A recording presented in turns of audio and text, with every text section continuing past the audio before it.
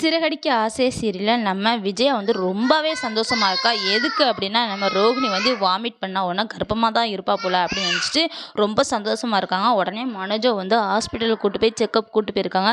அவ மாசமா தான் இருக்காளா இல்லையான்னு கன்ஃபார்ம் பண்ணிக்க அப்படின்னு சொல்லியிருக்காங்க. ஆனால் விஜயா சொல்றாங்க கண்டிப்பாக ரோகிணி வந்து கர்ப்பமாக தான் இருப்பா அப்படி சொல்றாங்க. ஏன்னா கல்யாணம் முடிஞ்சு 6 மாசத்துக்கு மேலவே ஆகுது. கண்டிப்பாக மாசமா தான் இருப்பா. ஒரு நல்ல செய்தியே தான் இருக்கும் அப்படின்னு சொல்லிட்டு இருக்காங்க.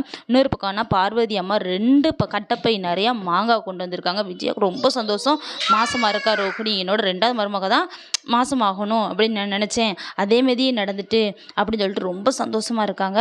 நம்ம மீனா வந்து அப்பப்போ மட்டம் தட்டிக்கிட்டே இருக்காங்க. யாருக்கு கடவுள் வந்து குழந்தை கொடுக்கணும்னு நினைக்கிறாங்க அவளுக்கு தான் கொடுப்பாங்க, சும்மா எல்லாத்துக்கும் கொடுத்துருவாரா கடவுள் அப்படின்னு சொல்லிட்டு நம்ம மீனாவை ரொம்பவே மட்டம் தட்டிக்கிட்டு தான் இருக்காங்க. எனக்கு தெரிஞ்சு நம்ம ஃபஸ்ட்டு வந்து குழந்தை பெற்றுக்க போகிறது நம்ம மீனாவாக தான் இருக்கும். ரோகிணி வந்து அவ அப்பா விஷயத்தை பற்றி கேட்க போய் பயத்தில் கூட இந்த மாதிரி வாமிட் பண்ணிட்டு ட்ராமா பண்ண வாய்ப்பு அதிகமாகவே இருக்குது. ஏன்னா ரோகிணி நிறைய பொய்கள் சொல்லிட்டு இருக்காங்க, நிறைய ட்ராமா பண்ணிட்டு இருக்காங்க.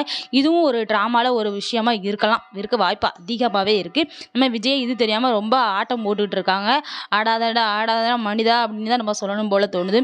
இன்னொரு பக்கம்னா பார்வதி அம்மா நிறைய மாங்காய் கொண்டு வந்திருக்காங்களே, உடனே விஜயா வந்து நம்ம மீனாவை கூப்பிட்றாங்க. மீனா இதை கொண்டு உள்ளக்க வைமா அப்படின்னு சொல்லிட்டு, அப்போ என்ன ஆகுது அப்படின்னா அந்த மாங்காய் வந்து கீழே விழுந்துரு. என்னத்தை அப்படின்னு சொல்லிட்டு வேகமாக கிச்சனில் இருந்த மீனா வந்து வேகமாக என்னத்தை அப்படின்னு சொல்லிட்டு கேட்டு வராங்க.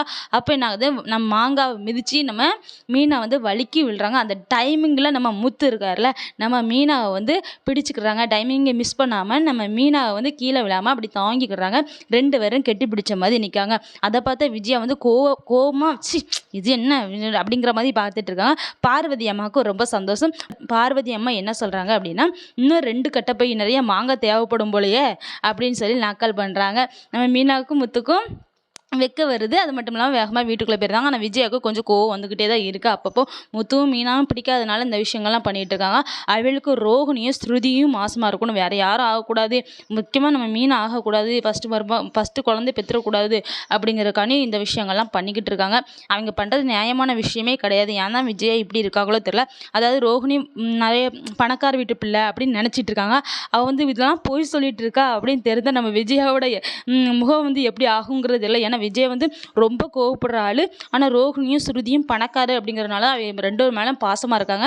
நம்ம மீனா வந்து பூக்கடை தான் வச்சுருக்கா அப்படிங்கிறனால ரொம்ப இழிவுபடுத்திகிட்டே இருக்காங்க. கூடிய சீக்கிரத்தில் யார் பணக்காரு அப்படிங்கிறது தெரிய வரும். மற்ற எல்லாரும் போய் சொல்லிட்டு இருக்காங்க, மீனா மட்டும் உண்மையாகவும் பாசமாகவும் இருக்கா.